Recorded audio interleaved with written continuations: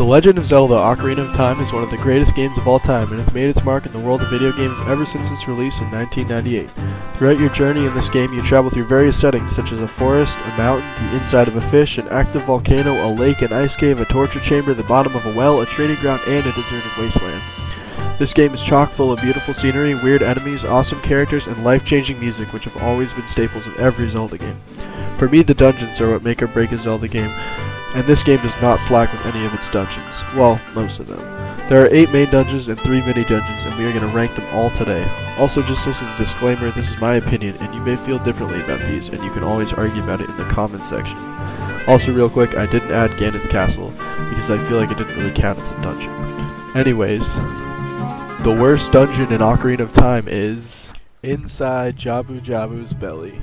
Have you ever wanted to carry on an NPC for most of a dungeon? Well, this is the dungeon for you. As soon as you enter the room after the first one, you will immediately be confused. There are moving hole-like thingies in the floor which will take you to the floor below. The only problem is you have no idea of telling which one to go through, so you have to climb all the way back up while avoiding all the stupid jellyfish enemies. Eventually you'll find Princess Gerudo, who you have to carry around while you solve puzzles. The main goal of this dungeon is basically to cut all of these little strands using the dungeon item, the boomerang, that block your path in order to make progress. It can be a bit annoying fighting these things because the camera is pretty garbage in this area. Also, carrying the princess around is absolutely excruciating. Eventually you reach the mini-boss, Big Octo. You basically have to run around and shoot the boomerang at the things coming out of his butt. Once you kill him, you will have access to the last part of the dungeon where you can fight the boss, Bioelectric Enemy Baronade. He's actually pretty easy and you kinda just have to hit him with the boomerang while dodging his attacks. Overall, the dungeon is tedious, boring, and just flat out annoying. Carrying Princess Gerudo is such a chore and it's hard to enjoy the game. The scenery is also a disgusting, squishy texture, and it's just the same unsettling red color in every room, and it's so easy to get lost. The boss is easy but pretty uninteresting. These are the reasons why it's the worst dungeon. For number 10, we have the dreaded Water Temple. This dungeon is the worst dungeon on most people's list, but it just barely beats out Jabu's belly in my opinion. Where do I begin with this dungeon? Let's start off with the fact that the water in this game is really annoying. The controls in this game for the most part are pretty responsive, but in the water moving, it's annoying. Not to mention the fact that you have to switch between normal and iron boots every 10 seconds, which takes forever. Thankfully this was fixed in Ocarina of Time 3D. The main gimmick of this dungeon is the fact that you can switch back and forth between water levels, which creates a whole new level of annoying and stupid puzzles. The item you get in this dungeon is the long shot, which is basically an upgraded version of the hook shot and can shoot much further. This dungeon doesn't really add anything special to the use of the long shot except for the fact that it helps with the constant backtracking from not knowing where you are at all.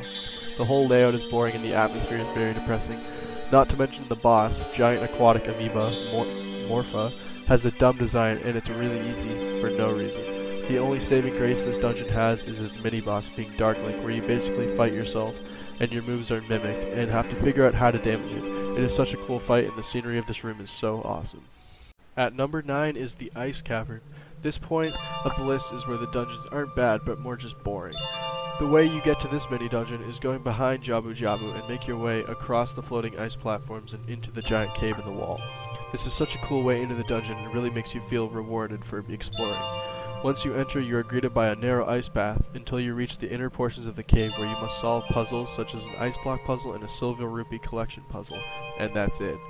You will eventually make your way to a room containing Wolfos, and once you defeat them, you will obtain the Iron Boots, which are used to gain access to the Water Temple. This is a cool dungeon, but they could have done so much more with it. The problem with the Ice Cavern is that it's boring and uninspired. I get that it's a mini dungeon, but it's just so lame. I do love the ice theme, but I wish there was more to explore. Up at number 8 we have Dongos Cavern. This is the second dungeon of the game and it's located on the path going up towards Death Mountain. This is where the game stops treating you like a beginner and you have to figure out where to even start. You make it through the first floor through various rooms containing enemies like Dongos and Lizalfos. Once you make your way through the upstairs portion, you'll get to the bombs, which are used to gain access to the boss, Infernal Dinosaur King Dodongo. The part where you bomb the eyes of the Dodongo skeleton is really cool to me. Unfortunately, the boss is a real letdown and is the easiest boss in the game in my opinion. All you have to do is wait for it to do its suction attack and throw a bomb into its mouth. That's it. This dungeon suffered a similar fate to the Ice Cavern in that it's just boring, but is more in depth. It has some cool elements and a fitting atmosphere, which is why I'm placing it above the Ice Cavern. At number 7 we have the Great Deku Tree, the very first dungeon.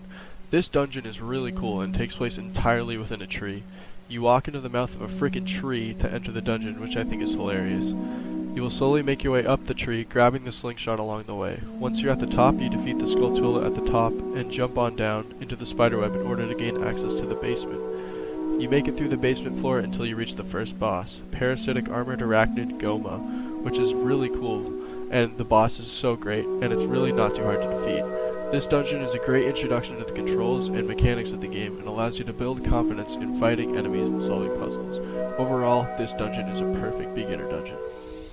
Here at number 6 we have the Gerudo Training Ground. This optional mini-dungeon located just before the desert wasteland has you running around different rooms collecting small keys needed in order to reach the end. Each room has you completing a different task using the items you've received throughout the game, and at the end of each room is a small key. The puzzles are very in-depth and you really have to think about them, and some rooms have multiple levels which you have to figure out the way that they connect. Once you collect all of the small keys, you have to go back to the main room and make it all the way to the main item of the dungeon, which are the ice arrows. This dungeon is completely optional except when you are 100% completing the game. It is also cool to have ice arrows because it's such a cool weapon and you can freeze your enemies. At number 5 we have the Fire Temple. This temple is located in the middle of Death Mountain and requires the use of the red tunic to not die from the heat. The main goal of this dungeon is to save all the Gorons which were trapped in the dungeon by Ganon. This dungeon has you going through a temple located within an active volcano, meaning you are constantly avoiding lava and trying not to get burned by all the lava-based enemies. The rooms and puzzles are fairly challenging with a somewhat confusing layout. The best thing to come out of this dungeon is the dungeon item, as well as the boss. The item you get is the freaking Megaton Hammer, which is by far the coolest and most unique item in the game. Have an enemy you don't like? Megaton Hammer it. Have a tree you don't like? Megaton Hammer it. Have a character you hate? Megaton Hammer it. The boss of this dragon is Subterranean Lava Dragon Volvangia. This is such a cool boss. It flies around and goes back into lava holes in the ground, pops back up, and you just smash its head with the Megaton Hammer. Overall, a great dungeon. At number 4 we have the Bottom of the Well. This is the part of the list where the dungeons get really good. A lot of people think that this mini dungeon is lame and uninteresting, but for some reason I really love horror themed stuff in video games and I think the vibe is really cool. You have to be childlike to enter this dungeon, as you climb down the well in Kakariko Village after draining it, and then you crawl through this small space at the bottom. You then make it to the main section of this dungeon and make your way through by avoiding scary enemies and death traps. You eventually fight Dead Hand, which actually is a pretty scary enemy as it is blood-stained and grabs you out of nowhere. Once he's defeated, you get the Lens of Truth, which is basically essential for beating the Shadow Temple. The whole atmosphere of this dungeon is really creepy and unsettling, and it's awesome. The layout is still a little random, but otherwise it's not too hard to complete. It's a great mini dungeon and a perfect lead up to the Shadow Temple. Finally made it to the top 3. At number 3 we have the Spirit Temple. This temple starts off with you having to come to the desert and going into the temple as Child Link and making it through the various rooms with different enemies and puzzles where you'll eventually reach the Iron Knuckle. The Iron Knuckle is the strongest regular enemy in the game. Once you defeat him, you'll get the Silver Gauntlets, allowing you to continue with the dungeon as Adult Link. The Adult Link section is really cool because you can now explore the dungeon fully. The rooms are all really cool and the dungeon itself is very fun to traverse and the theme is great. The main item in this dungeon is the Mirror Shield, which allows for more in-depth puzzles involving light and mirrors. The bosses for this dungeon are the Sorceress Sisters Twin Roba. This boss uses the Mirror Shield to reflect attacks from one sister to another, which I think is really smart. You need to reflect the fire attack to the Ice Sister and the ice attack to the Fire Sister until they eventually combine into one enemy, and you have to fight them as one. The boss battle is really fun and not too difficult. Overall, this dungeon is really fun and really unique. Finally, at top 2. At number 2 we have the Forest Temple. These last 2 dungeons really are a step above the rest in terms of design, layout, and overall enjoyment. The Forest Temple resides deep in the Kakiri Forest and requires the hookshot to access. The main goal of this dungeon is to light all 4 torches in the main room, which are lit by defeating 4 Poe Sisters throughout the dungeon. There are inside and outside sections to this dungeon, which all connect very well. The puzzles, enemies, and rooms all flow great, and it's just all around a fun time, and it's a very well thought out dungeon. The main item in this Forest Temple is the bow and arrow. This adds long-range attacks to your arsenal as well as more in-depth puzzles. There's also a part of the dungeon which flips as you shoot an eye switch, which adds even more fun to the dungeon. The boss is also really cool, being Evil Spirit from Beyond, Phantom Ganon. You have to shoot him out of the painting and then you play ping pong with him. That's it. Overall, this dungeon is pretty much perfect, and it's a perfect first adult dungeon. And finally, for number 1, you probably didn't see this coming when you clicked on the video, is the Shadow Temple.